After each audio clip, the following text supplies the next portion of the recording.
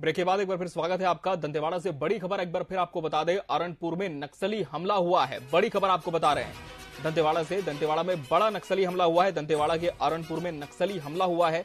ID blast में 10 DRG जवानों समेत 11 ने जान गंवाई है। यहां डिस्ट्रिक्ट रिजर्व गार्ड फोर्स को लेकर एक वाहन जा रहा था, तभी आईडी विस्फोट हुआ। नक्सलियों ने इसे प्लान करके रखा था। जवानों को नुकसान पहुंचाना उनका मकसद था। और आपको बता दें, इस नक्सली हमले में 11 जवानों के शहीद होने की खबर है। तो बड़ी खबर आपको बता दें, दंतेवाड़ा से एक बड़ा नक्सली हमला आज हुआ है। डीआरजी जवानों की शहादत हुई है। नक्सलियों ने जवानों का वाहन उड़ा दिया। आईडी प्लांट करके रखा था और ये वो संवेदनशील क्षेत्र है जहां पर अक्सर नक्सली मूवमेंट होता है। हमारे डीआरजी के जवान 24 घंटे 7 दिन अपनी ड्यूटी पर रहते हैं। जब उनका काफिला यहां से गुजर रहा था, तभी आईडी की चपेट में उनका वाहन आ गया, जिससे 10 जवान शहीद हो गए। एक ड्राइवर भी जो इस काफिले में शामिल था, उसकी भी मौत की खबर है। डिस्ट्रिक्ट रिजर्व गार्ड फोर्स को लेकर वाहन जा रहा था, जिस पर आईडी हमला हुआ। आईडी ब्लास्ट की चपेट में आने से जवानों की शहादत हो गई। अरणपुर थाना क्षेत्र का यह पूरा मामला है। बेहद ही दुखद खबर आपको बता रहे हैं। जवानों की शहादत की खबर है। छत्तीसगढ़ के दंतेवाड़ा में बड़ा नक्सली हमला हुआ है। बड़ी खबर आपको बता दें, दंतेवाड़ा में बड़ा नक्सली हमला हुआ है। और आपको बता दें कि यहां डिस्ट्रिक्ट रिजर्व गार्ड फोर्स को लेकर एक वाहन जा रहा था और केंद्रीय गृह मंत्री अमित शाह ने छत्तीसगढ़ के मुख्यमंत्री भूपेश बघेल से बातचीत भी की है इस मसले को लेकर। बड़ा अपडेट आपको बता दें, केंद्रीय गृह मंत्री अमित शाह ने मुख्यमंत्री से बातचीत की है और 11 जवानों की शहादत पर दुख उन्होंने जताया है। और इस पर मुख्यमंत्री ने भी कहा है कि नक्सलियों को किसी भी सूरत में इस तरह का दोबारा दोहन करने नहीं दिया जाएगा। नक्सलियों ने जवानों का वाहन उड़ा दिया और 10 डीआरजी के जवान आईडी की चपेट में आ गए, जिनकी शहादत हो गई। एक ड्राइवर जो उनके काफिले को लेकर जा रहा था, उसकी भी इस हमले में आने से मौत हो गई। मुख्यमंत्री भूपेश बघेल ने इस हमले को लेकर ट्वीट किया है। आपको बता दें, छत्तीसगढ़ के मुख्यमंत्री भूपेश बघेल ने भी इस नक्सली हमले को लेकर के ट्वीट किया है। तमाम बातें जो उन्होंने लिखी स्क्रीन पर आप देख सकते हैं। उन्होंने इस घटना की निंदा की है, साथ ही जवानों की शहादत पर दुख जताया है। मुख्यमंत्री भूपेश बघेल का ट्वीट जो कि स्क्रीन पर आप लगातार देख सकते हैं। दंतेवाड़ा के अरणपुर में नक्सलियों ने आईडी ब्लास्ट किया। डीआरजी जवानों का जो काफिला गुजर रहा था, उनके वाहन को आईडी की चपेट में ला दिया और इससे 11 लोग शहीद हो गए। आपको बता दें, 10 डीआरजी के जवान थे और एक उनका ड्राइवर था। और हम रुक कर लेंगे, हमारे सहयोगी धीरेन्द्र तिवारी हमारे साथ इस खबर पर जुड़ चुके हैं। धीरेन्द्र, एक और बड़ा नक्सली हमला छत्तीसगढ़ के दंतेवाड़ा में हुआ है। ये वही क्षेत्र है जहां पर अक्सर नक्सली मूवमेंट सक्रिय होता है। कई बार जवानों के साथ मुठभेड़ भी नक्सलियों की हुई है। अभी तक हमले से लेकर क्या कुछ ताजा अपडेट इस खबर पर आपके पास? जी, जो हमारे पास सूचना आ रही है कि डीआरजी के जो जवान है वो 10 जवान से शहीद हो गए हैं और दंतेवाड़ा से और सुकमा की ओर से रेस्क्यू के लिए जो टीम है, जो पार्थिव शरीर हमारे जवानों के हैं, उनको निकालने के लिए जो जवान को रवाना किया गया है। और जो सबसे बड़ी बात की, जो क्षेत्र में घटना हुई है, काफी जंगल का क्षेत्र है। उन क्षेत्रों में सुरक्षा बल के जो जवान है, काफी मुस्तैदी से उनको चलना होता है। ऐसे में ये बड़ी घटना हुई है, तो वहां से जवानों का जो पार्थिव शरीर है वहां निकालना एक बड़ी बात है कि जवानों के लिए भी एक चुनौती, क्योंकि जो रेस्क्यू टीम जाएगी उनके लिए भी एक खतरा है कि वापस नक्सली उनके ऊपर हमला करना कर दे, क्योंकि नक्सलियों का जो आईडी विस्फोट है, एक के बाद एक कई बार ऐसा विस्फोट करते हैं जिसमें लगातार दूसरी पार्टी को भी निशाना बनाने की कोशिश की जाती है। और जवान जो आज निकले हुए हैं वो डीआरजी के, उनको भी निशाना बनाया। इसी तरह के जो गश्त निकली थी सीआरपीएफ डीआरजी के जवान, उन क्षेत्रों में काफी घनघोर इलाका है। उन क्षेत्रों में सुरक्षा के मद्देनजर, नक्सलियों की आम मौजूदगी की आम सूचना के मद्देनजर उन क्षेत्रों में जो जवान निकले थे, तो वापसी के दौरान ये बड़ा हादसा होता है जिसमें डीआरजी के जो जवान है वो शहीद हो जाते हैं। उसमें से जो पिकअप वाहन है जिसमें उसके जो ड्राइवर था वो भी उसमें मारा जाता है। तो एक दंतेवाड़ा से बड़ी दुखद घटना सामने आ रही है कि जिसमें जवानों को अपनी नक्सल जो अभियान है उसमें अपनी जान गंवानी पड़ी है, शहादत देनी पड़ी है। ये दंतेवाड़ा की बड़ी खबर है। और जो इलाका है वो इलाका काफी संवेदनशील है। इससे पहले भी कई दफे उन इलाकों में नक्सली वारदात हुई है, कई मुठभेड़ उन इलाकों में हुई है। तो निश्चित तौर पे जब भी उन इलाकों में फोर्स जाती है तो कहीं ना कहीं इस तरह की जो घटना है वहां पे उनके साथ हो सकती है, इस तरह का अंदेशा रहता है। बावजूद आज जो घटना हुई है, एक बड़ा जो ये वारदात नक्सलियों के द्वारा अंजाम दिया गया है। दंतेवाड़ा में काफी लंबी खामोशी के बाद घटना नक्सलियों के द्वारा दी गई है। जो वो इलाका है, बताया जाता है कि दरबा डिवीजन के मलंगीर एरिया कमेटी की नक्सली उन इलाकों में सक्रिय होते। ऐसे में जो है उन इलाकों में जो आपको जानकारी दे रहा हूँ कि जो दरबा डिवीजन कमेटी है मलंगी एरिया कमेटी, जिसमें कई ऐसे बड़े नक्सली हैं। जी, तो हमारे सहयोगी धीरेन्द्र जो की जानकारी दे रहे हैं कि वो काफी संवेदनशील क्षेत्र है जहां पर अक्सर नक्सलियों की पदचाप होती है। जी धीरेन्द्र, आपकी बात पूरी करें। हाँ, मैं बता दूं कि मलंगी एरिया कमेटी के जो नक्सली हैं और दरबा डिवीजन के नक्सली हैं, जो उन इलाकों में उनकी जो संख्या थी वो काफी कम हो गई थी। और जो बता दूं कि कई उन इलाकों के नक्सली हैं वो पुलिस के सामने हथियार डाल चुके थे। और कहीं ना कहीं उन इलाकों में जो बड़ी तादाद में नक्सली का जमावड़ा होना और इतनी बड़ी घटना को अंजाम दे देना, ये कहीं ना कहीं जो सुरक्षा के लिहाज से भी एक बड़ा सवाल का निशान है। और जो मैं आपको ये भी बता दूं कि जब भी ऐसी कोई वारदातें हुई है बक्सर के इलाकों में, तो हमेशा जो वाहनों को इन नक्सलियों के द्वारा आईडी विस्फोट में निशाना बनाया जाता रहा है। और जो बड़े अधिकारी हैं, बड़े जो राजनीतिक जो सीएम है, गृह मंत्री होते हैं, उन्होंने हमेशा बस्तर में जवानों को पैदल चलने का ही नसीहत देते हैं या बाइक से चलने की नसीहत देते हैं। ऐसे में जो 4 पहिया की वाहन है उसका इस्तेमाल भी अगर जवानों के द्वारा किया गया तो इसमें भी बड़ा चूक है कि जब जी धीरेन्द्र, जी जी, जवानों को मालूम है 4 चक्का में चलते हैं जो कहीं कहीं खतरा रहता है, तो आज उसी खतरे में आज दंतेवाड़ा के इस क्षेत्र में नक्सलियों के द्वारा बड़ी वारदात को अंजाम दे दिया गया है। जी धीरेन्द्र, और अक्सर ऐसा भी देखा जाता है कि जब भी इस तरह की बड़ी घटनाएं होती हैं, नक्सलियों का जो दल है वो इस घटना को अंजाम देने के बाद भी बड़ा सक्रिय रहता है। तो क्या संभावना ये भी सुरक्षा बल जता रहे हैं कि आसपास अभी भी नक्सली एम्बुश लगाकर, घात लगाकर बैठे हो सकते हैं, छिपे हो सकते हैं?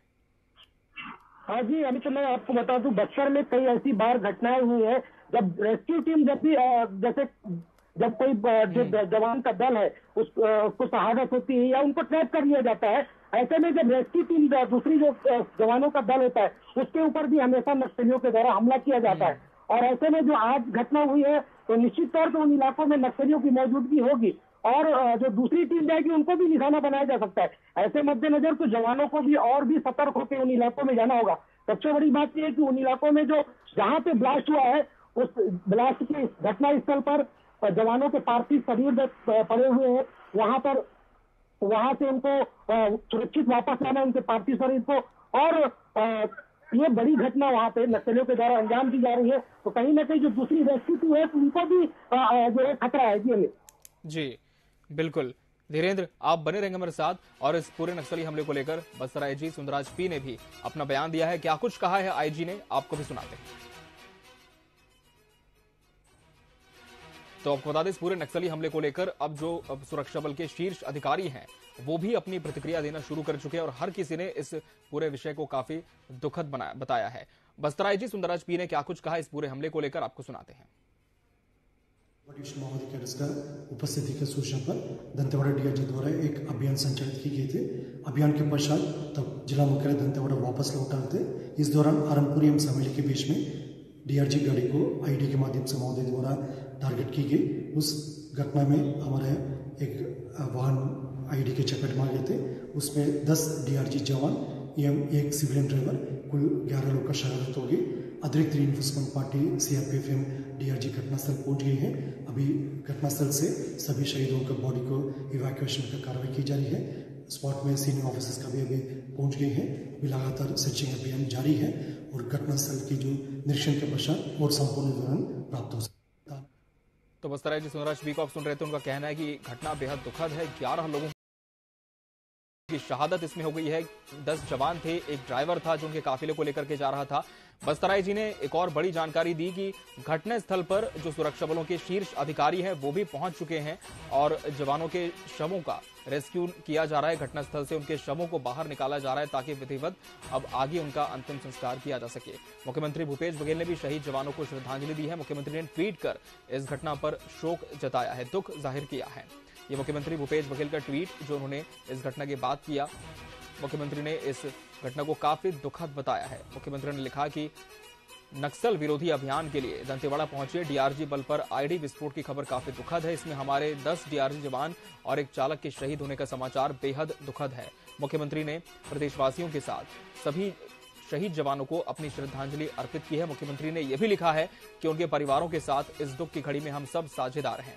मुख्यमंत्री भूपेश बघेल ने ट्वीट करके जवानों की शहादत पर दुख जताया और साथ ही जवानों के परिवार के साथ इस दुख की घड़ी में खड़े होने की बात कही। वहीं आपको बता दें, केंद्रीय गृह मंत्री अमित शाह ने भी छत्तीसगढ़ के मुख्यमंत्री भूपेश बघेल से बातचीत की है। इस विषय में हर संभव मदद का आश्वासन मुख्यमंत्री भूपेश बघेल को दिया है।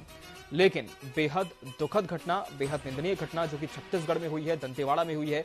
दंतेवाड़ा वो इलाका जहां इसके पहले भी कई बड़ी नक्सली वारदातें हो चुकी हैं। अक्सर नक्सलियों का घनत्व इस क्षेत्र में जाना जाता है और हमारे सुरक्षा बलों के जवान 24 घंटे सातों दिन अपना कड़ा पहरा देते हैं ताकि नक्सलियों से वो लोहा ले सके, डटकर उनका मुकाबला कर सके।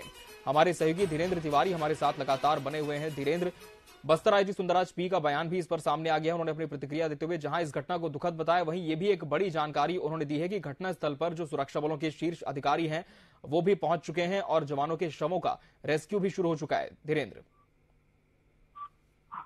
हाँ जी, बिल्कुल।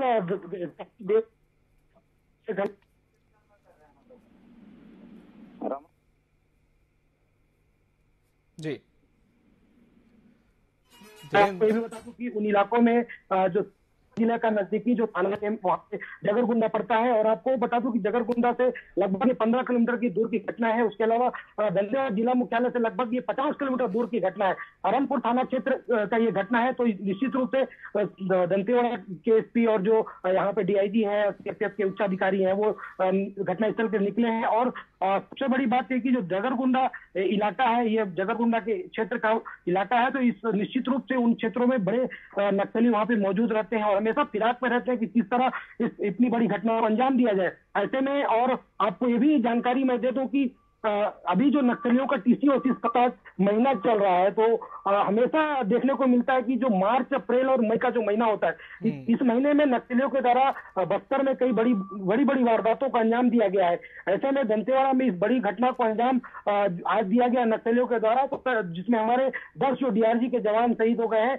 एक बड़ी घटना के तौर पे बस्तर में इसे भी जाना जाएगा। हालांकि अभी जैसे कि आईजी साहब पी सुंदरराज बस्तर ने बताया कि जवानों का जो पार्थिव शरीर है, पार्थिव देह है, उसको रेस्क्यू करने के लिए उच्च अधिकारी और जवानों की टीम निकाली गई है। तो निश्चित रूप से उन इलाकों में जो नक्सलियों की मौजूदगी की सूचना है, वो कहीं ना कहीं जब बड़ी टीम जा रही है तो नक्सली भी वहां से दूर हटेंगे। लेकिन दंतेवाड़ा की जो वो क्षेत्र है, अरनपुर क्षेत्र, हमेशा सुर्खियों में रहा है क्योंकि नक्सली हमेशा इन इलाकों में बड़ी वारदातें की है। तो उन इलाकों से इस बड़ी घटना को अंजाम देना नक्सलियों के लिए, क्योंकि बड़ा वहां पे जंगल है, हमेशा जंगलों को ही निशाना बना के, जंगलों की आड़ लेके हमेशा नक्सली बड़ी वारदातों का अंजाम देते हैं।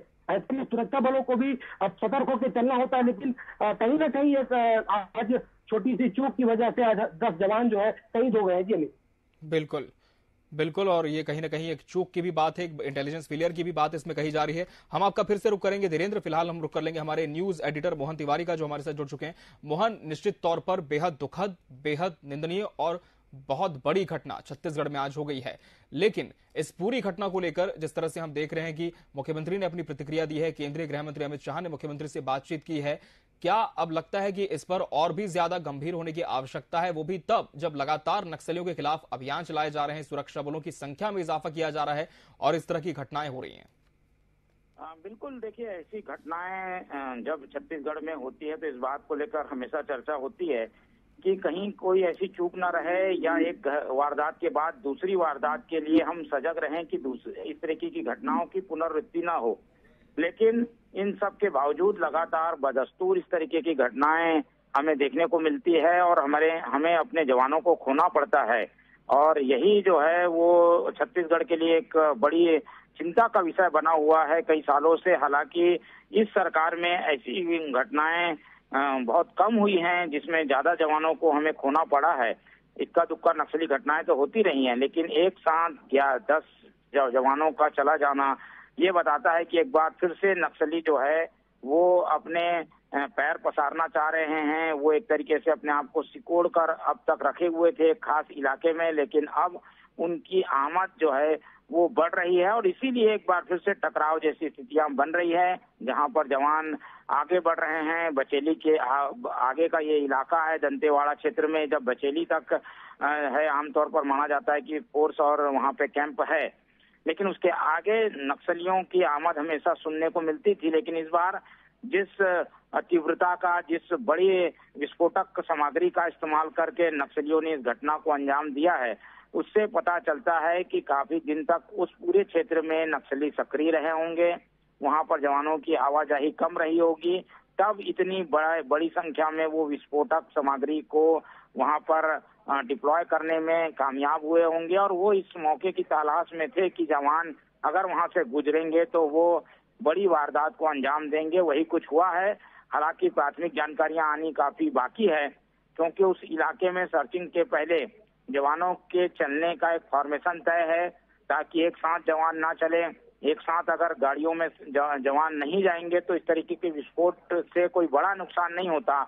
तो वो क्या नियम का उल्लंघन किया गया, उन चीजों को ध्यान नहीं रखा गया, इन सब बातों को देखने की जरूरत बनी होगी। लेकिन इस पूरी घटना की जो प्राथमिक जानकारी आ रही है, उससे एक बात स्पष्ट है कि कहीं ना कहीं इस नियम का उल्लंघन किया गया है कि जवानों को एक साथ बिना किसी ऐसी गाड़ी का प्रयोग किए जिसे एंटी माइंस व्हीकल कहते हैं, जाना घातक हो सकता है, उसके बावजूद ये सारे जवान एक साथ एक गाड़ी में बैठकर जा रहे थे और इसी मौके की तलाश में शायद नक्सली थे और उन्होंने इतना जबरदस्त विस्फोट किया कि जो पूरी गाड़ी है उसके परखच्चे उड़ गए और उसमें सवार जवान ड्राइवर सहित शहीद हो गए। तो ये वो बताता है कि नक्सली क्षेत्रों में हमें किस तरीके से सतर्कता बरतने की जरूरत है। अगर ऐसी सतर्कता नहीं बरती जाएगी तो ऐसी घटनाएं हमें देखने को मिलती हैं। फिलहाल काफी दिनों से जो छत्तीसगढ़ शांत था, उस छत्तीसगढ़ में बम की आहट सुनाई दी है और हमें अपने जवानों को खोना पड़ा है। श्रद्धांजलियों का दौर इस समय चल रहा है। लगातार जो बड़े नेतागण हैं, गणमान्य लोग हैं, वो श्रद्धांजलि दे रहे हैं। पहली तस्वीरें भी अब वहां की मिलने लगी हैं, जिससे समझ में आता है कि कितना भारी ब्लास्ट था। जो एक्सपर्ट से हमारी बातचीत हुई है उसमें भी ये पता चलता है कि करीब 50 किलो से अधिक का विस्फोटक वहां इस्तेमाल किया गया। और इस छोटे से इलाके में, इस मार्ग में इतने बड़े विस्फोटक के सामग्री के उपयोग से हम ये जान सकते हैं कि नक्सली अपने मंसूबों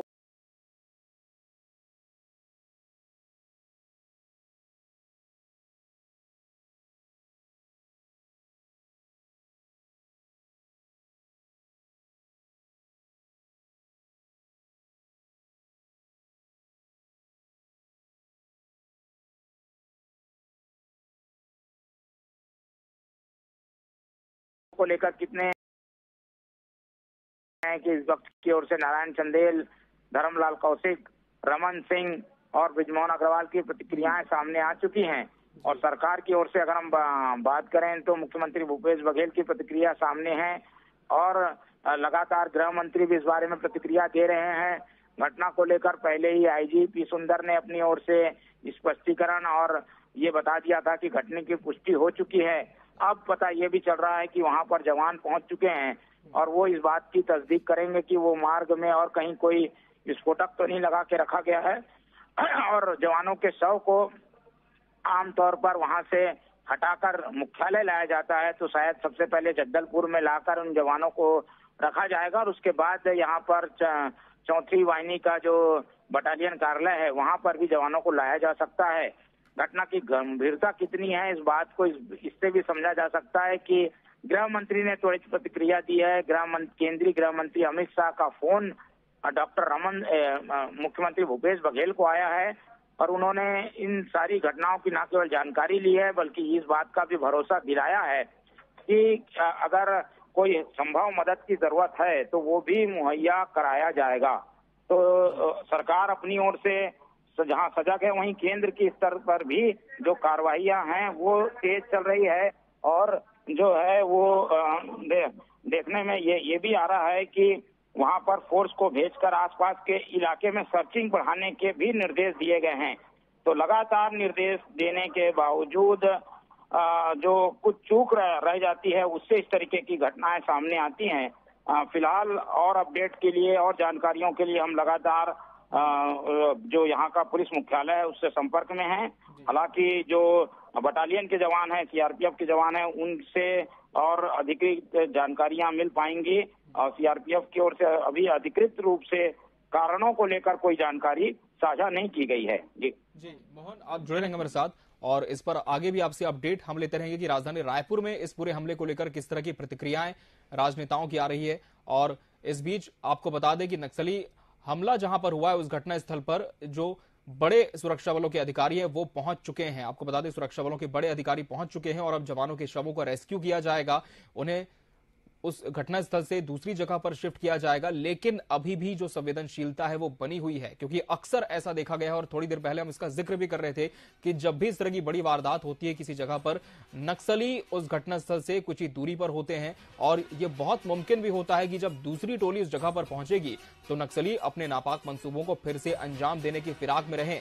ऐसे में सुरक्षा बलों को पहले से ज्यादा सतर्कता बरतनी होगी। और जिस तरह से हमारे न्यूज एडिटर मोहन तिवारी भी कह रहे थे कि एक नियम होता है कि जब भी आप किसी जवान का काफिला रेफर करें तो वो टुकड़ों में जाता है, पार्ट्स में जवानों को भेजा जाता है, लेकिन बड़ी संख्या में एक साथ जवानों को आखिर इस रास्ते से क्यों भेजा जा रहा था, वो भी इतने संवेदनशील मार्ग से, ये जांच का विषय है और प्राथमिक जानकारियां धीरे धीरे करके सामने आ रही है। और टीवी 24 आपको लगातार इस पर अपडेट भी कर रहा है। इस बीच बड़ी खबर आपको बता दें, छत्तीसगढ़ के पूर्व मुख्यमंत्री डॉक्टर रमन सिंह ने इस पर अपनी प्रतिक्रिया दी है। इस घटना पर उन्होंने कहा है कि सर्चिंग ऑपरेशन बढ़ाने की जरूरत है और ये एक्सक्लूसिव तस्वीरें आपके सामने स्क्रीन पर टीवी 24 पर आप एक्सक्लूसिव तस्वीरें देख पा रहे हैं इस घटना के बाद की। ये घटना स्थल की तस्वीरें हैं जहां पर नक्सलियों ने आईडी ब्लास्ट किया था और जवानों का काफिला इसकी चपेट में आ गया। 11 लोगों की शहादत हो गई, 10 डीआरजी के जवान थे और एक उनका चालक था जो इस काफिले को लेकर जा रहा था इस मार्ग से।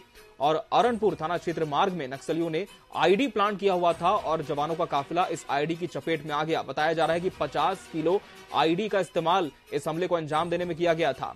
फिलहाल सुरक्षा बलों के जवान यहां पर पहुंच चुके हैं और अब शवों का रेस्क्यू किया जाएगा। टीवी 24 पर एक्सक्लूसिव तस्वीरें आप देख पा रहे हैं। दंतेवाड़ा के अरनपुर थाना क्षेत्र से ये एक्सक्लूसिव तस्वीरें हम आपके लिए लेकर आए हैं। हमारे संवाददाता ग्राउंड जीरो पर मौजूद हैं और पल पल की अपडेट्स आप तक पहुंचा रहे हैं इस पूरे हमले को लेकर। बेहद दुखद, बेहद बड़ा हमला आज नक्सलियों ने दंतेवाड़ा के अरनपुर थाना क्षेत्र में किया है। दंतेवाड़ा में बड़ा नक्सली हमला हुआ है। नक्सलियों ने आईडी विस्फोट किया है, 50 किलो आईडी का इस्तेमाल किया है और फिलहाल किस तरह से इस पूरे घटनाक्रम को उन्होंने अंजाम दिया है ये अभी जांच का विषय है। लेकिन प्राथमिकता इसी बात की है कि इस घटना के बाद यहां पर जो जवानों के शहादत की शव हैं उन्हें यहां से सुरक्षित निकाल लिया जाए, ले जाया जाए। और जवान अब पूरी तरह से मुस्तैदी के साथ इस घटनास्थल पर पहुंच चुके हैं। टीवी 24 पर एक्सक्लूसिव तस्वीरें स्क्रीन पर आपके सामने।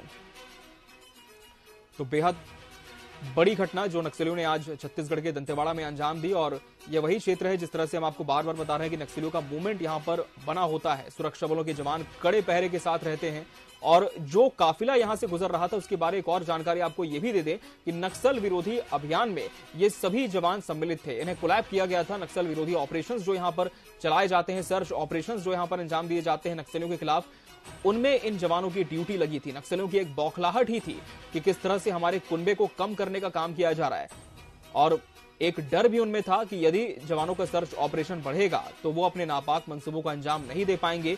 इस वजह से ऐसा भी अंदेशा है कि काफी समय से वो इस तरह के किसी बड़े हमले की फिराक में थे, लेकिन उन्हें मौका नहीं मिल पा रहा था। लेकिन आज का दिन उन्होंने चुना और इस बड़ी वारदात को उन्होंने अंजाम दे दिया, इस बड़े हमले को उन्होंने अंजाम दे दिया।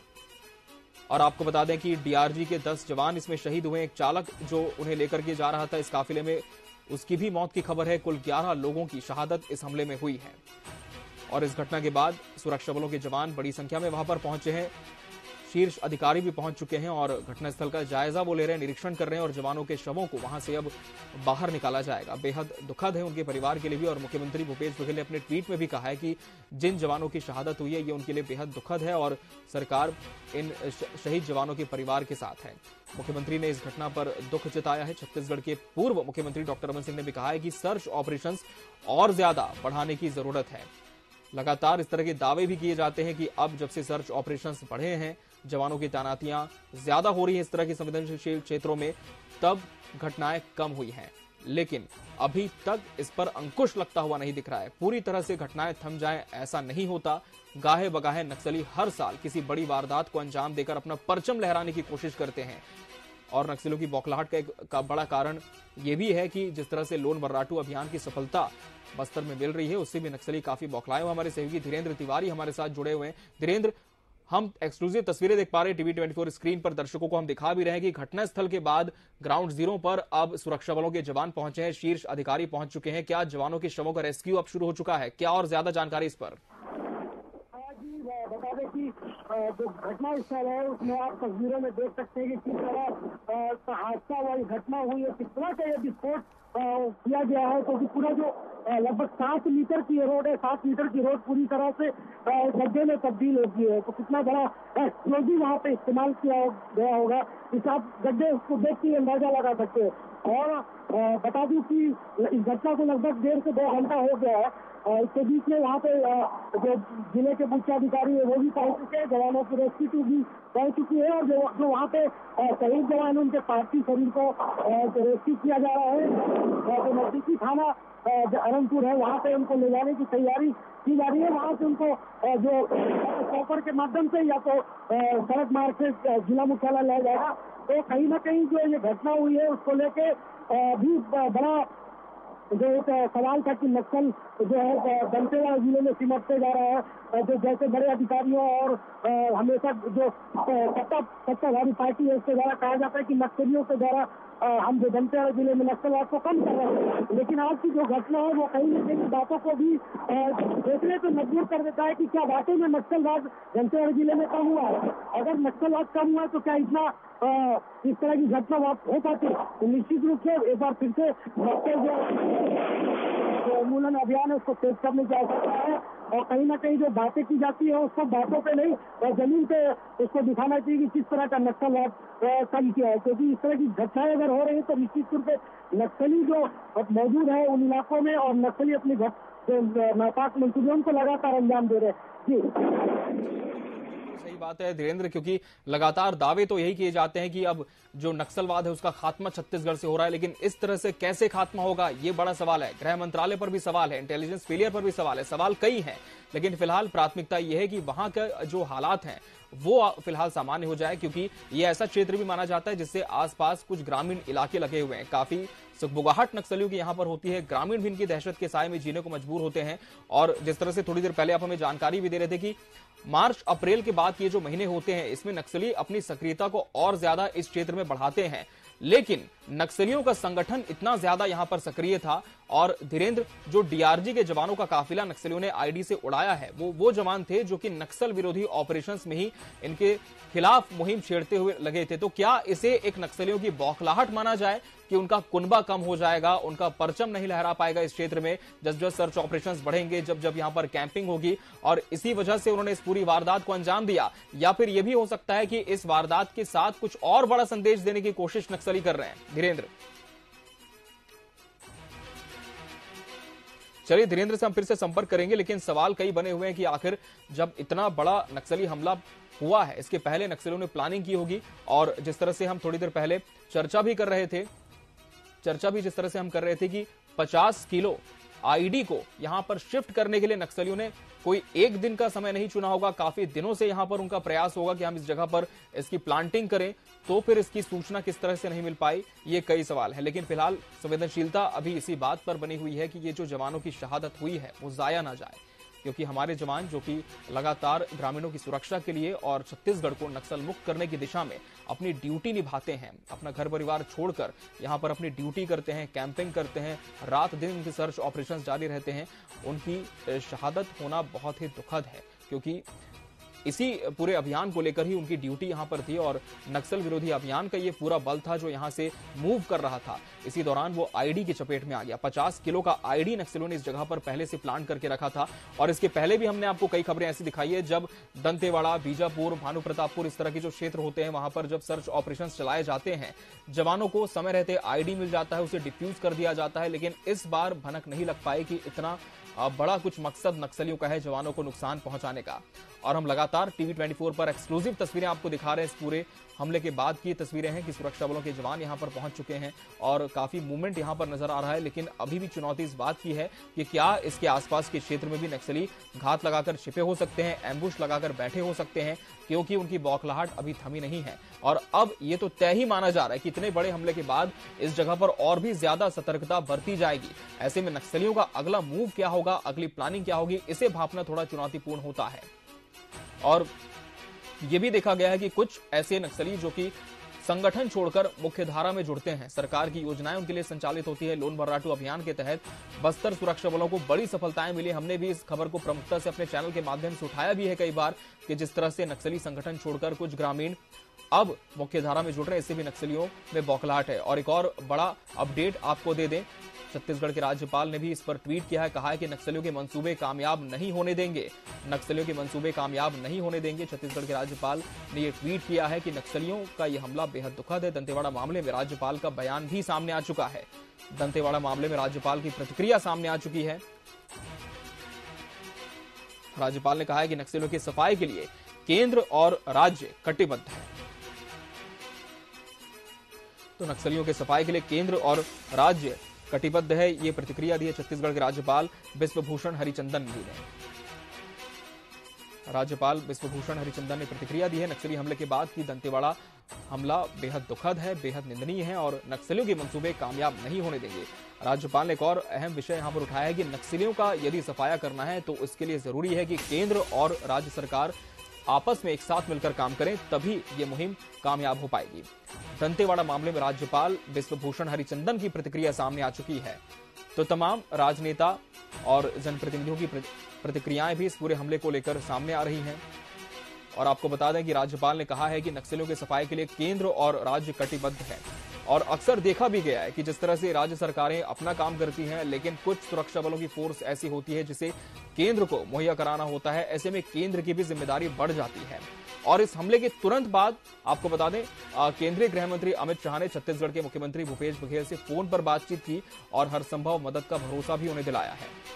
मुख्यमंत्री भूपेश बघेल पहले ही इस पर अपनी प्रतिक्रिया दे चुके हैं। इस घटना को बेहद दुखद उन्होंने बताया। साथ ही ये भी कहा है कि जवानों की शहादत हम व्यर्थ नहीं जाने देंगे। इस दुख की घड़ी में उनके परिवार के साथ राज्य सरकारें हैं, लेकिन इन जवानों की शहादत जाया न जाए, ये सभी का कर्तव्य होगा।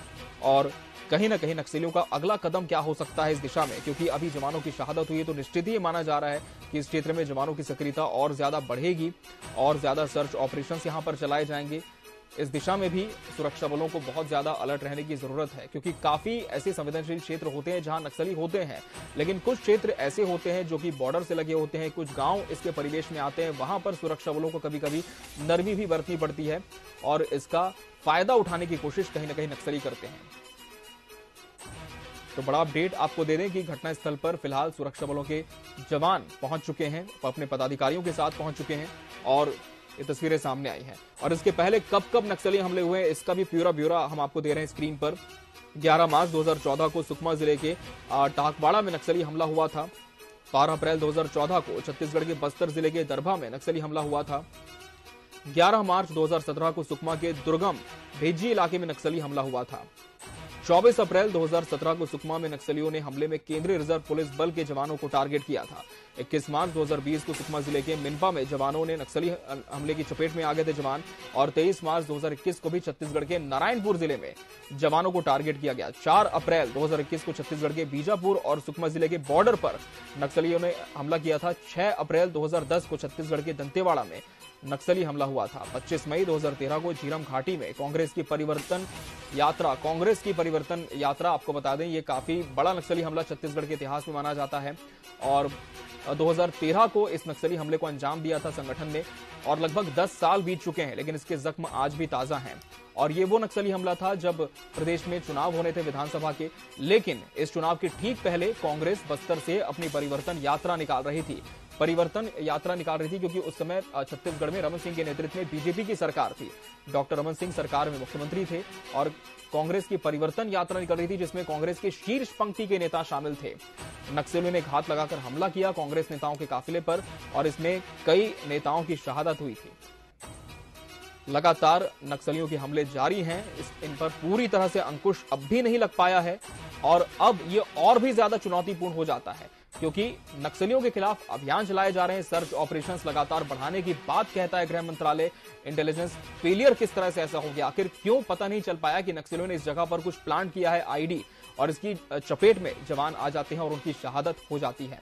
ऐसे कई तमाम सवाल हैं जिन पर अब जांच शुरू होगी, लेकिन फिलहाल उम्मीद यही की जानी चाहिए कि अब तो जाकर इस तरह की घटनाओं पर अंकुश लगेगा और दुख जवान के परिवारों के लिए भी होता है, क्योंकि जो जवान अपने परिवारों को छोड़कर इस तरह के दुर्गम इलाकों में जाते हैं और रात दिन अपनी ड्यूटी देते हैं, तैनाती रखते हैं, नक्सलियों से लोहा लेने का इनका मंसूबा होता है, वही जवान अपनी जान भी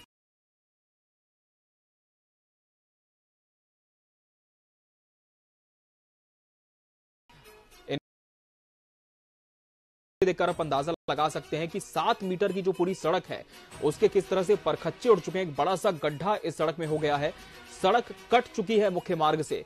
कितना भीषण ये ब्लास्ट होगा आप तस्वीरें देखकर अंदाजा लगा सकते हैं।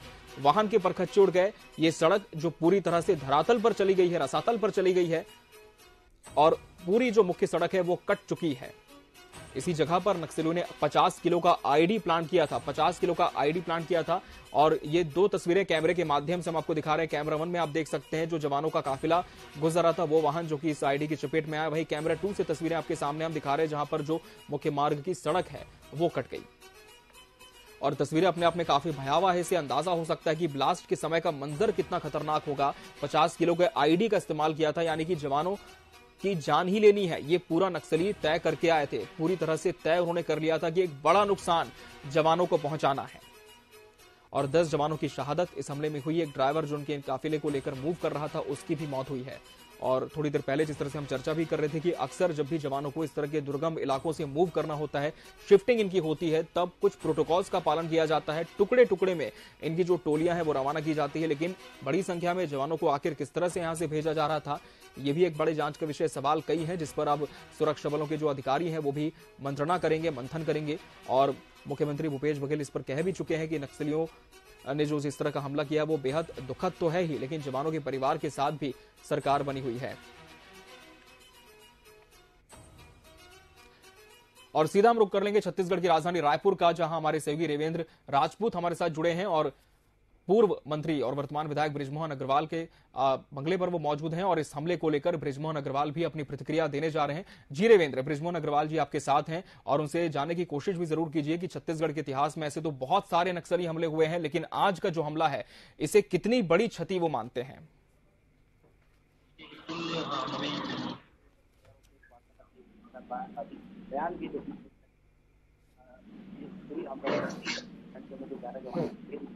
शहीद हुआ है उसको ध्यान रखे दे रहे हैं और ये काफी एक चिंता का विषय है। ये भी कहा है कि इस प्रकार की घटना है ये काफी दुखद है, परिवार है। और जितना भूपेश बघेल ने भी मुलाकात के दौरान जो बातें कही है उसको देखते हुए यही लगता है कि जिस प्रकार यह नक्सली हमला हुआ है उस पर सरकार लगातार कहीं ना कहीं यह दिखा रही है कि नक्सलियों पर लगातार कंट्रोल किया जा रहा है, उनको सकारात्मक किया जा रहा है। लेकिन कहीं ना कहीं ये भी है कि जिस प्रकार से अभी जो हमले हो रहे हैं, जिस प्रकार से शहादत हो रही है, ये एक चिंता का विषय हमेशा रहेगा सरकार के लिए। थोड़ी देर पहले केंद्रीय गृह मंत्री अमित शाह जी ने भूपेश बघेल से बात की, उन्होंने ये भी कहा था कि जिस प्रकार से जो भी सहायता छत्तीसगढ़ प्रदेश सरकार को चाहिए वो पूरा केंद्र सरकार मुहैया कराएगी। और हमारे साथ सीधा थोड़ी देर में जुड़ने वाले हैं बृजमोहन अग्रवाल जी, जो बताएंगे कि छत्तीसगढ़ के जिस प्रकार का जो भी हादसा हुआ है नक्सली दंतेवाड़ा अनंतपुर में 11 जवान की शहादत को लेकर, तो क्या कहते हैं। जी बिल्कुल, आप बृजमोहन अग्रवाल जी से बात करने की कोशिश कीजिएगा रेवेंद्र।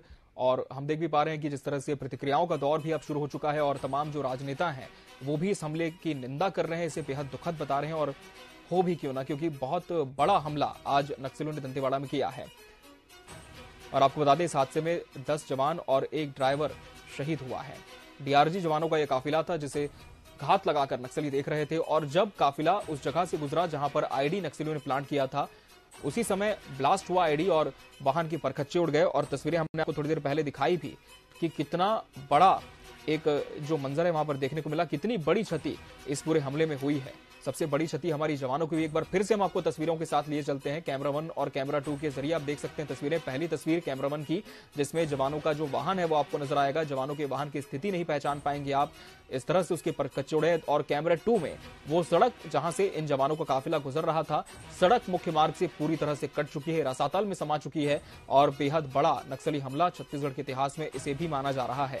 11 जवानों की शहादत हुई है, 10 डीआरजी के जवान थे और एक जवान जो कि ड्राइविंग कर रहा था, इस काफिले को लेकर के इस जगह से मूव कर रहा था, शिफ्ट हो रहा था। दंतेवाड़ा में बड़ा नक्सली हमला हुआ है। टीवी 24 पर आप एक्सक्लूसिव तस्वीरें इस पूरे घटनाक्रम की बात की देख पा रहे हैं। फिलहाल मूवमेंट अब भी वहां पर बना हुआ है क्योंकि कुछ और जवान वहां पर पहुंच चुके हैं और अब कोशिश होगी कि जवानों के शवों का जल्द ही रेस्क्यू करके उन्हें दूसरी जगह शिफ्ट किया जाए। पुलिस तमाम जो शीर्ष अधिकारी हैं पुलिस के सुरक्षा बलों के वो भी इस जगह पर पहुंच चुके हैं और रेस्क्यू अब लगातार जारी है। तो दंतेवाड़ा में एक बड़ा नक्सली हमला हुआ है और बीते 13 सालों के इतिहास में देखें तो ये हमला भी काफी बड़ा माना जा रहा है, क्योंकि एक बड़ी क्षति इसमें हुई है। हमारे जवानों की 10 जवानों की शहादत हुई है इस हमले में और कुल 11 जवान इसलिए कहा जा रहा है। आपको एक बार फिर स्पष्ट कर दें कि 10 डीआरजी के जवान थे और एक जो ड्राइव कर रहा था, इनके काफिले को लेकर मूव कर रहा था। और ये वो क्षेत्र जहां पर अक्सर जो है नक्सली और सुरक्षा बलों के बीच में मुठभेड़ भी देखी गई है। मुठभेड़ काफी यहां पर होती रही है और अब भी यहां पर नक्सलियों की सक्रियता बनी हुई है। कैंपिंग इस क्षेत्र के आसपास होती है और इसी से कनेक्टेड कुछ गांव भी है जहां पर ग्रामीण रहते हैं। इस वजह से सुरक्षा बलों को कई बार थोड़ी नरमी भी बरतनी होती है, लेकिन नक्सली जो कि ग्रामीणों को भी परेशान करते हैं और कई बार ऐसा भी माना जाता है कि उनके बीच में भी वो एक तंत्र के तौर पर रहते हैं और कोशिश भी करते हैं ये जानने की कि कहीं उनकी मुखबिरी तो नहीं हो रही और उनके विरोध में क्या सरकार और जो प्रशासन है वो किस तरह के अभियान चला रहा है। कुछ अभियान तो ऐसे होते हैं जो कि पब्लिक डोमेन में होते हैं, लेकिन इंटरनल ऑपरेशंस भी कुछ ऐसे होते हैं जिनके बारे में जानकारियां कभी नहीं मिल पाती। लेकिन समय के साथ देखा गया कि नक्सलियों ने भी अब अपने सूचना तंत्र को काफी मजबूत कर लिया है कि कब जवानों की टुकड़ियां उनके क्षेत्र से निकलेंगी, किस तरह के कैंप स्थापित होंगे, इसकी जानकारी भी उन्हें मिल जाती है। तो एक बड़ा सवाल यह भी है कि आखिर नक्सलियों के सूचना तंत्र को किस तरह से फेल किया जाए, किस तरह से नेस्तनाबूद किया जाए ताकि उनका जो हौसला है वो डगमगाए। और हमारे न्यूज एडिटर मोहन तिवारी हमारे साथ जुड़ चुके हैं एक बार फिर से। मोहन, अब तो प्रतिक्रियाओं का दौर भी शुरू हो चुका है। जिस तरह से हमने देखा छत्तीसगढ़ के मुख्यमंत्री भूपेश बघेल ने इस पर प्रतिक्रिया दी, इसके बाद पूर्व सीएम रमन सिंह का भी ट्वीट आया। क्या लगता है ये मामला न सिर्फ एक संवेदनशीलता के साथ आगे बढ़ेगा बल्कि अब इस पर भरपूर राजनीति भी हो सकती है और सवाल भी कई खड़े हो सकते हैं? मोहन, बिल्कुल, देखिए अब इसका दौर तो हमें देखने को जरूर मिलेगा, लेकिन पूरी घटनाक्रम को देखने और जो जानकारियां आ रही है और जो दृश्य दिखाई दे रहा है उससे एक बात साफ है कि नक्सली जो है वो किस कदर जो है अपने प्लान को इम्प्लीमेंट कर रहे हैं। वो इससे पता चलता है कि अरनपुर वो क्षेत्र है जो कि जहां पर पक्की सड़क है और ये घटना जहां पर हुई उस सड़क को देखकर ये अंदाजा लगाया जा सकता है कि ये सड़क अभी कुछ ही महीनों पहले बनी है। तो ये जो सड़क है उसके बनने के पहले नक्सलियों ने यहाँ अपना विस्फोटक जो है वो जो है यहाँ पर लगाया होगा और इस बात के इंतजार में होंगे कि आपको रोकना चाहेंगे आपके पास हम फिर करेंगे। हम रुक कर लेंगे राजधानी रायपुर का हमारे सहयोगी रेवेंद्र हमारे साथ जुड़े हैं और पूर्व मंत्री और बीजेपी के वरिष्ठ विधायक बृजमोहन अग्रवाल से इस हमले को लेकर उनकी प्रतिक्रिया ले रहे हैं। सीधा रुक करेंगे। 4.5 साल गाँव तो बदल दिया, कमर बिहार के लोगों को क्या फायदा हुआ? कोई सुविधा उनको दे पाएंगे? सारे मिल पा रही है? जी बिल्कुल रेवेंद्र, एक बड़ा नक्सली हमला और इसे लेकर अब प्रतिक्रियाओं का दौर भी शुरू हो चुका है और हम देख पा रहे हैं कि इस वक्त आप बृजमोहन अग्रवाल के बंगले पर हैं। उनकी प्रतिक्रिया भी लगातार आ रही, पत्रकारों से बातचीत भी वो कर रहे हैं। उनसे ये जानने की कोशिश जरूर कीजिएगा कि जब उनकी सरकार थी तब भी इस तरह के हमले होते थे और अब जब कांग्रेस की सरकार है तब भी इस तरह के हमले हो रहे हैं। क्या फर्क इन हमलों में वो देखते हैं? क्योंकि जब सरकार थी तब भी यही दावा था कि नक्सलियों का जो है पूरी तरह से खात्मा हो जाएगा, लेकिन खात्मा अब तक हो नहीं पाया है। उल्टा एक बड़ी क्षति नक्सली हम एक बार फिर से दे गए हैं। इस पर उनकी प्रतिक्रिया लीजिए। सीधा हमारे साथ बृजमोहन अग्रवाल जुड़ेंगे, विधायक है दक्षिण विधानसभा के। मैं सीधे रुख करना चाहूंगा सर, जिस प्रकार से ये नक्सली हमला हुआ है दंतेवाड़ा जौनपुर क्षेत्र में 11 जवानों की शहादत हुई है। सीएम भूपेश बघेल जी भी इसमें ट्वीट कर चुके हैं, बयान दे चुके हैं, संवेदनाएं व्यक्त करते। संवेदनाएं कब तक देश और चिंता चलेगी सर? लेकिन जब तक मुख्यमंत्री और ये सरकार गंभीर नहीं होगी तब तक नक्सलवाद को समाप्त करना आसान नहीं। आज 11 जवानों का लंबे समय के बाद शहीद होना कहीं न कहीं इस बात को दिखाता है कि सरकार नक्सलवाद के मामले में जो गंभीर होना चाहिए वो गंभीर नहीं है। नक्सलवादियों के प्रति कहीं न कहीं सरकार सहानुभूति रखती है और उसके कारण नक्सलवादी रोज गतिविधि कर रहे हैं। अभी 4 दिन पहले विधायक के ऊपर में उन्होंने हमला किया, उसके पहले रोज एक हमारे सिविलियन को मुखबिर के नाम पर टुकड़े टुकड़े कर देते हैं। हमारे जवान कहीं अकेले में मिलता है तो उसको अपहरण कर ले जाते हैं। तो ये जो घटना है ये कहीं न कहीं शासन प्रशासन की लापरवाही का परिणाम है कि हमारे 11 जवानों की जो जीवन है वो समाप्त हो गया। इससे बड़ी दुखद बात है। एक महत्वपूर्ण सवाल पूछ रहा था, जिस प्रकार से घटनाएं हो रही थी 2018 के पूर्व भी घटना हो रही थी और अभी भी जो बड़ी घटना हुई है 11 जवान शहीद हो गए, काफी बड़ी घटना है, इस पर क्या कहना है? निश्चित रूप से पिछले 8 सालों से बड़ी घटनाएं लगभग बंद हुई। अब इतनी बड़ी घटना का होना ये हम सबके लिए चिंता का विषय है और विशेष रूप से शासन के लिए तो बहुत चिंता का विषय है। बड़े नक्सली मध्य प्रदेश में मारे जाते हैं, तेलंगाना में मारे जाते हैं, महाराष्ट्र में मारे जाते हैं, उड़ीसा में मारे जाते हैं। पिछले 4.5 साल में एक भी बड़ा नक्सली को ये न पकड़ पाए हैं न मार। आपको क्या लगता है चूक कहाँ पर हुई है, किस चीज पर चूक हुई जो है 11 जवानों की शहादत हुई है? ये इंटेलिजेंस की चूक है, क्योंकि आए दिन पहले विधायक हमले हुए। ये इंटेलिजेंस की चूक है, रोड ओपनिंग पार्टी की चूक है, ये वहाँ के स्ट्रेटेजी बनाने वालों की चूक है कि वो क्यों इस बात का आभास उनको नहीं हो पाया कि हमारे जवानों को करने होगा। तो ये ब्रिजमोहन अग्रवाल के विधायक उन्होंने बताया कि क्या चूक रही है, किस प्रकार से उन्होंने लगातार प्रशासन पर आरोप लगाए हैं कि प्रशासन कहीं न कहीं फेलियर रहा है और इस चीज की भरपाई नहीं कर पाया। जिस प्रकार 11 जवानों की शहादत हुई है, इस प्रकार का बयान ब्रिजमोहन अग्रवाल द्वारा दिया गया। बिल्कुल रविंद्र, बहुत शुक्रिया आपका हमसे जुड़ने के लिए। और जब ब्रिजमोहन अग्रवाल इस पूरे विषय को लेकर प्रेस कॉन्फ्रेंस करेंगे तब एक बार फिर से आपका रुख करेंगे। फिलहाल हम दर्शकों को बता दें कि अब इंटेलिजेंस फेलियर की बात विपक्ष कह रहा है कि चूक तो हुई है क्योंकि सूचना तंत्र इतना मजबूत नहीं था कि इस हमले का अंदेशा लगाया जा सके और यही वजह रही कि जवानों की शहादत हो गई। तो अब इस पर राजनीति भी लगातार शुरू हो चुकी है। 2 तस्वीरें स्क्रीन पर हम आपको लगातार दिखा भी रहे हमले के बाद की कि किस तरह से जवानों के वाहन के परखच्चे उड़ गए, जो सड़क थी वो रसातल में समा गई और मुख्य मार्ग से पूरी तरह से उसका कटाव हो चुका है। फिलहाल काफी मूवमेंट यहां पर देखा जा रहा है क्योंकि सुरक्षा बलों के जवान बड़ी संख्या में यहां पर पहुंचे हैं।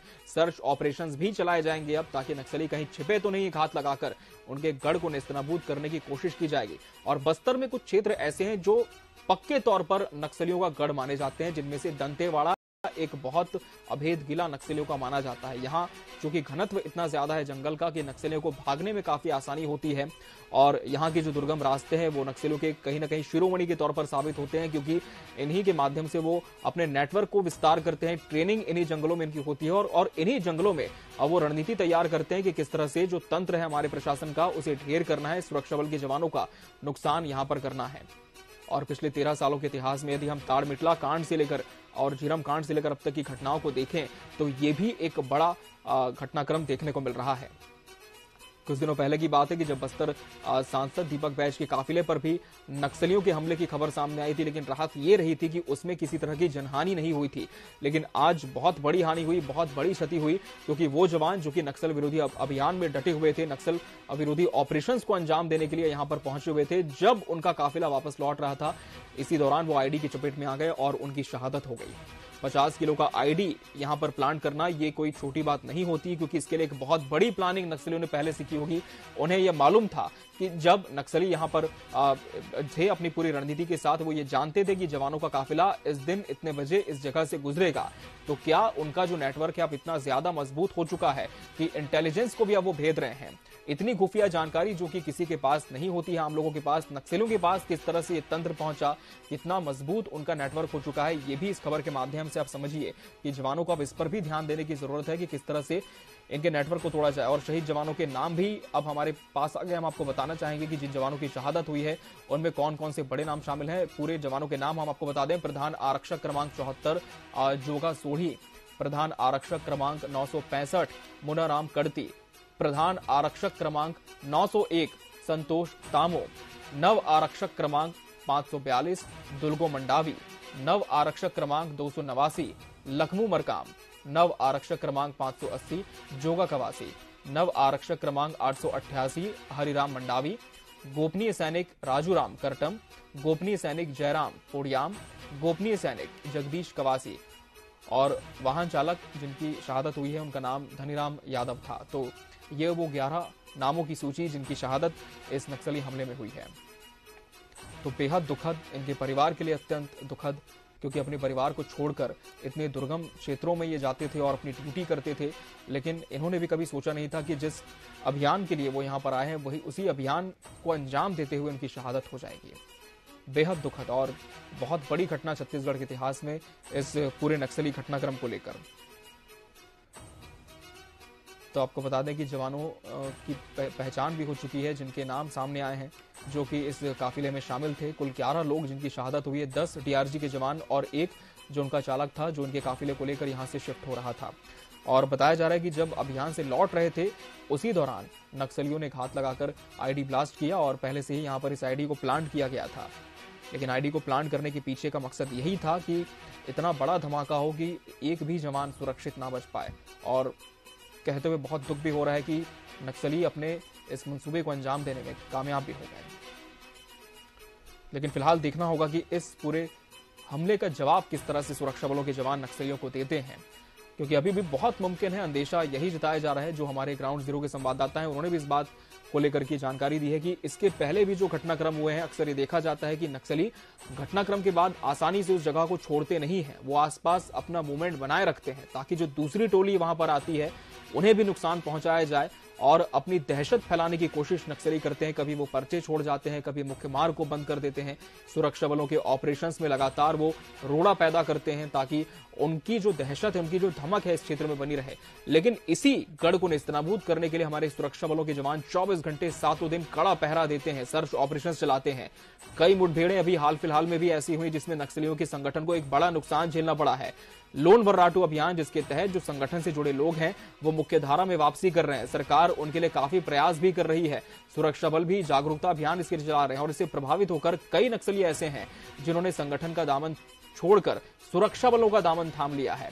स्थानीय स्तर पर जिस तरह से भर्तियां बढ़ी हैं सुरक्षा बलों के जवानों में, इसकी भी बौखलाहट नक्सलियों में है कि अब उनके क्षेत्र के भी जो युवा हैं वो संगठन में आना नहीं चाहते, बल्कि वो संगठन के खिलाफ एक युद्ध लड़ना चाहते हैं।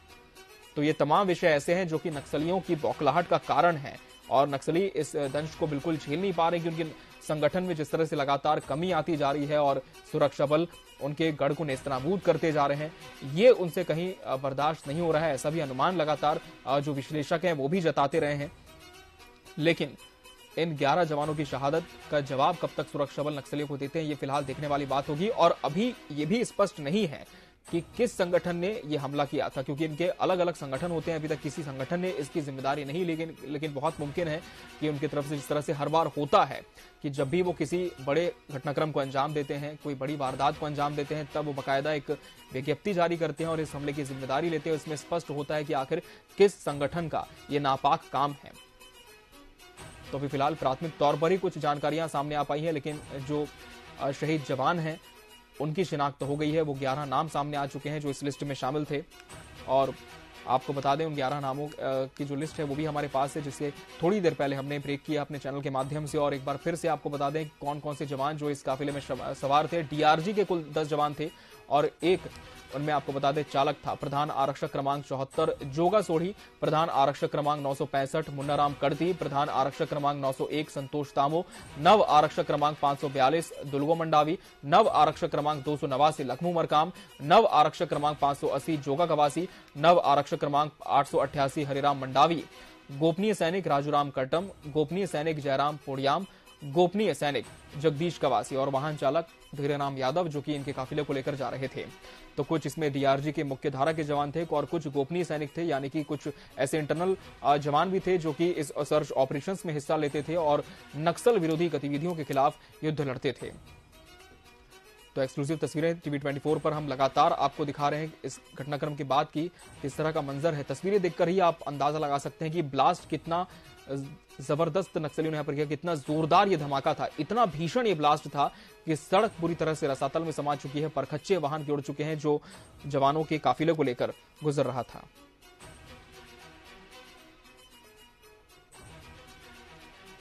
तो 50 किलो आईडी का इस्तेमाल इस हमले को अंजाम देने के लिए किया गया है।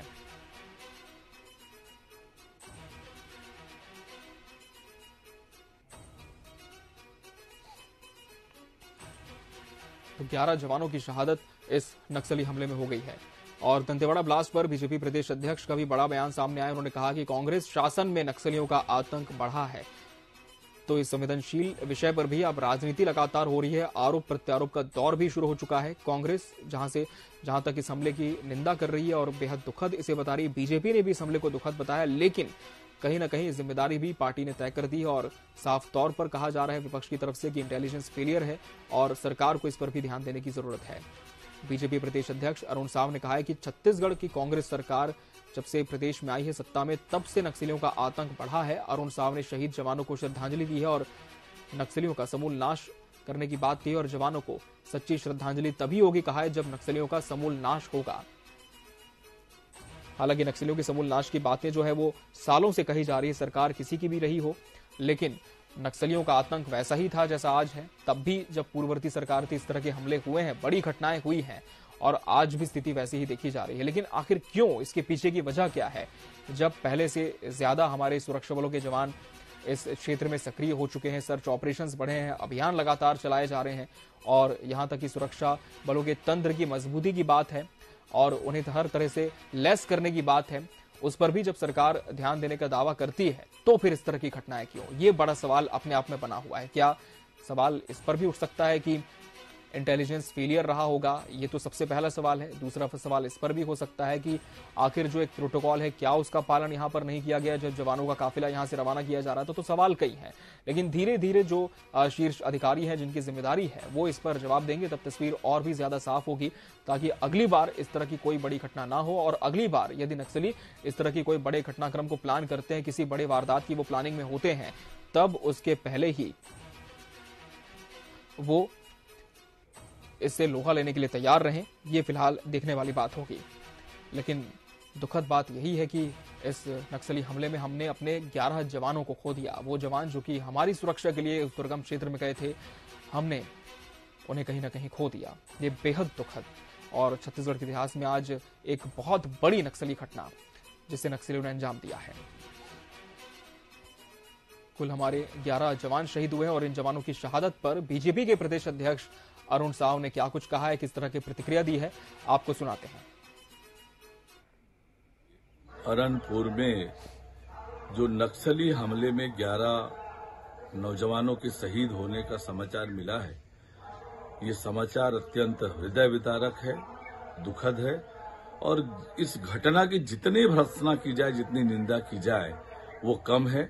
मैं वीर शहीदों के प्रति अपनी विनम्र श्रद्धांजलि अर्पित करता हूं, उनके परिजनों के प्रति संवेदना व्यक्त करता हूं और निश्चित रूप से हम सबको आगे बढ़कर इस दिशा में अब सोचने की और काम करने की जरूरत है। दंतेवाड़ा तो इस दिशा में सोचने की और काम करने की जरूरत है, अरुण साव ये कह रहे हैं। लेकिन छत्तीसगढ़ विधानसभा के पूर्व नेता प्रतिपक्ष धर्मलाल कौशिक ने क्या कुछ कहा है, वो भी आपको सुनाते हैं।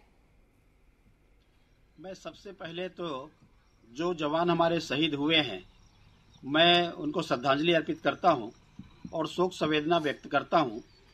जिस प्रकार से घटना हुई है, निश्चित रूप से नक्सलियों का कायराना हरकत है ये, लेकिन जिस प्रकार से आप घटनाक्रम को देखेंगे, अभी एक सप्ताह पहले ही जो कांग्रेस सत्ता दल के विधायक हैं और उनके काफिले पे नक्सलियों के द्वारा हमला किया गया। जरूरत इस बात की थी कि सरकार गृह मंत्री को जाकर के जगदलपुर में बैठ करके संभाग मुख्यालय में समीक्षा करनी चाहिए। ये घटना क्यों घटी, उसके कारण में जाना चाहिए और उसकी समीक्षा करके मनोबल को बढ़ाना चाहिए। लेकिन न वहां गए, न समीक्षा बैठक हुई और हमारे 11 जवान आज शहीद हो गए। यदि जाकर के सरकार की तरफ से तत्परता से कार्रवाई होती तो शायद आज 11 जवान हमारे शहीद नहीं होते। और छत्तीसगढ़ के गृह मंत्री ताम्रध्वज साहू ने भी इस नक्सली हमले की निंदा की है और अपनी प्रतिक्रिया इस पर दी है। जानकारी है, प्रारंभिक जानकारी अनरनपुर, मेरे पास अभी जो प्राप्त जानकारी है, प्रारंभिक जानकारी अनरनपुर थाना क्षेत्र का मामला है। वहाँ कुछ दूरी में नक्सली छिपे होने की गोपनीय जानकारी थी। डीआरजी के जवान रवाना किए गए थे। सर्चिंग के बाद लौट रहे थे तो आईडी ब्लास्ट किया गया है, जिसमें 10 जवान और एक ड्राइवर की मृत्यु हुई है। कुल 11 लोगों की शहीद हुए हैं 11 लोग, ऐसी जानकारी अभी मिल रही है। एक्स्ट्रा फोर्स, सपोर्टिंग फोर्स रवाना कर दिया गया है। कुछ समय पश्चात जब वो आ जाएंगे और सपोर्टिंग पार्टी चली जाएगी, तब विस्तृत जानकारी मिलेगी। क्या तो छत्तीसगढ़ के गृह मंत्री ताम्रध्वज साहू ने भी इस पर अपनी प्रतिक्रिया दी और कहा है कि अभी फौरी तौर पर जानकारी उन्हें है, लेकिन अपडेट्स बोलेंगे सुरक्षा बलों के जवानों से। उन्होंने ये भी कहा कि एक्स्ट्रा फोर्स पहले ही रवाना कर दी गई थी जब इस हमले की सूचना मिली। घटनास्थल की पहली तस्वीर और स्क्रीन पर आपके सामने घटनास्थल की दूसरी तस्वीर, जिससे ये साफ होता है कि कितनी कायराना हरकत नक्सलियों ने की है और अपने नापाक मंसूबों को अंजाम दिया है नक्सलियों ने। कहीं ना कहीं दहशत फैलाने की कोशिश नक्सलियों की कि सुरक्षा बलों का सर्च ऑपरेशंस जिस तरह से इस क्षेत्र में बढ़ा है, इससे कितनी बौखलाहट उनके कुनबे में है। 50 किलो का आईडी नक्सलियों ने प्लांट किया था और जब डीआरजी जवानों का काफिला यहां से गुजर रहा था, इसी दौरान ये ब्लास्ट हुआ और 10 जवान इसकी चपेट में आ गए और एक ड्राइवर जो इन्हें लेकर गुजर रहा था, इन 11 की शहादत हो गई। और अब बयानों का दौर शुरू हो चुका है, प्रतिक्रियाओं का दौर शुरू हो चुका है। तो इसके पहले कब बड़े नक्सली हमले हुए। 6 अप्रैल 2010 को छत्तीसगढ़ के दंतेवाड़ा में नक्सली हमला हुआ था, जिसमें 76 जवान शहीद हो गए थे। एक पूरा ब्यौरा हम आपको दे रहे हैं टीवी 24 पर, अब तक के छत्तीसगढ़ के बड़े नक्सली हमलों का इतिहास हम आपको बता रहे हैं। और 25 मई 2013 को झीरम घाटी में कांग्रेस की परिवर्तन यात्रा पर हमला किया गया। कांग्रेस के शीर्ष नेताओं सहित 30 से ज्यादा लोग इसमें मारे गए थे और यह भी एक बहुत बड़ी घटना थी, बेहद दुखद घटना थी और इसमें राजनीतिक क्षति भी हुई थी। 11 मार्च 2014 को सुकमा जिले के टहकवाड़ा में नक्सली हमला हुआ था। इसमें हमने 15 जवानों को खोया था। हमारे 15 जवान इस नक्सली हमले में शहीद हुए थे और इसके बाद भी फेहरिस्त काफी लंबी है, फेहरिस्त थमी नहीं है। 12 अप्रैल 2014 को छत्तीसगढ़ के बस्तर जिले के दरभा में नक्सली हमला हुआ था। इसमें 5 जवानों समेत 14 लोगों की मौत हो गई थी। 5 हमारे जवान थे जिनकी शहादत हुई थी, इनके अलावा भी कुछ और 14 लोग थे जिनकी मौत हुई थी। 11 मार्च 2017 को सुकमा के दुर्गम भेजी इलाके में नक्सली हमले में 12 सीआरपीएफ जवान शहीद हो गए थे। ये भी एक बहुत बड़ा नक्सली हमला छत्तीसगढ़ के इतिहास में माना जाता है।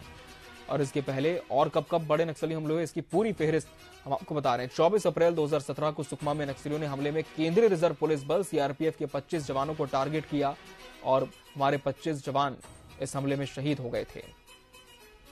और इसके बाद भी घटनाएं रुकी नहीं, बढ़ती ही गई। 21 मार्च 2020 का दिन जब सुकमा जिले के मिनपा में जवानों पर नक्सलियों ने हमला किया, इसमें हमारे 17 जवान शहादत को प्राप्त हुए। और 2020 के बाद अब 2023 तक का और इस बीच में जो घटनाक्रम हुआ है वो भी आपको बता दें। 23 मार्च 2021 को छत्तीसगढ़ के नारायणपुर जिले में जवानों से भरी बस पर हमला किया गया था। इसमें 5 जवान शहीद हो गए थे। 2 साल पहले भी इसी दरमियान नक्सलियों ने एक बड़ी वारदात को अंजाम दिया था जिसमें 5 जवान शहीद हुए थे। 4 अप्रैल 2021 को छत्तीसगढ़ के बीजापुर और सुकमा जिले के बॉर्डर पर हुए नक्सली हमले में 22 जवान शहादत को प्राप्त हुए थे, वीरगति को प्राप्त हुए थे। और आपको बता दें कि इसके बाद भी आप पूरी क्रोनोलॉजी को देखें तो मार्च से अप्रैल के बीच ही बड़े नक्सली हमले हुए हैं। 6 अप्रैल 2010 को छत्तीसगढ़ के दंतेवाड़ा में नक्सली हमला हुआ था जिसमें हमारे 76 जवान शहीद हो गए थे। इस पूरे घटनाक्रम की क्रोनोलॉजी अब बड़े गौर से देखिए। मार्च से अप्रैल के बीच जब बड़ी घटनाओं को नक्सलियों ने अंजाम दिया, कुछ घटनाएं मई में भी इन्होंने अंजाम दी, यानी कि जो गर्मी का समय होता है वो इनके मूवमेंट के लिए काफी खास माना जाता है। जंगलों में इनकी पदचाप बढ़ जाती है, कैंपिंग नक्सलियों की बढ़ जाती है, संगठन इनका काफी सक्रिय हो जाता है और इनका मकसद यही होता है कि किसी भी तरह से सुरक्षा बलों के नेटवर्क को ध्वस्त करना, तोड़ना, अपनी धाक उस क्षेत्र में जमा कर रखना। और जब जब हमारे सुरक्षा बलों ने सर्च ऑपरेशंस बढ़ाए हैं, कैंपिंग बढ़ाई है, तब तब इनकी बौखलाहट काफी देखने को मिली है। एक बार फिर हम आपको दिखा रहे हैं मार्च, अप्रैल और मई, ये 3 महीने ऐसे माने जाते हैं जिनमें नक्सली सबसे ज्यादा सक्रिय होते हैं और इस तरह की घटनाओं को भी इन्होंने तभी अंजाम दिया है।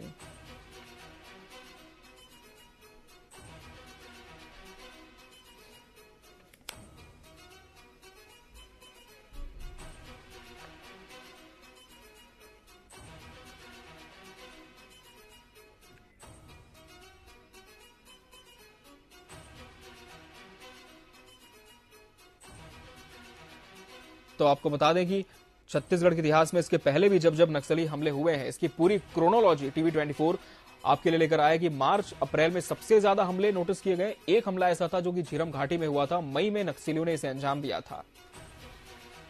तो इसका मतलब साफ है नक्सलियों ने पहले से ही ये तय कर लिया था कि इस अमुक दिन को इस तरह की घटना को अंजाम देना है और कहीं ना कहीं नक्सली इसमें काफी सफल भी हुए, बड़े दुख के साथ और भारी मन के साथ ये कहना पड़ रहा है कि नक्सलियों का जो नापाक मंसूबा था वो कामयाब हो गया और हमारे जवानों का एक बड़ा लॉस हो गया, एक बड़ी क्षति हमें हुई है।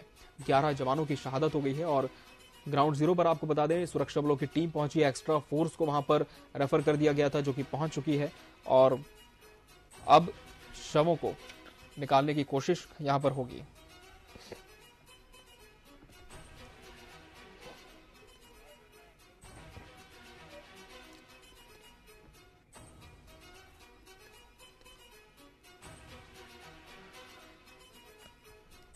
तो इससे पहले कब कब बड़े नक्सली हमले हुए, इसका पूरा ब्यौरा हमने आपको दिया है। फिलहाल अपडेट यही है कि सुरक्षा बलों की टीम वहां पर पहुंची है, पूरे स्थल का निरीक्षण कर रही है और चूंकि जवानों के शव के परखच्चे उड़ चुके हैं, इसलिए उन्हें अब लेकर वहां से जवान जो है निकलेंगे और उन्हें संग्रहित करके अब वहां से रवाना होंगे। और बेहद दुखद खबर आपको बता रहे हैं, बहुत बड़ी घटना जो कि आज छत्तीसगढ़ में हुई है। नक्सली हमला एक बड़ा हो गया और इसमें हमने हमारे 11 जवानों को खो दिया।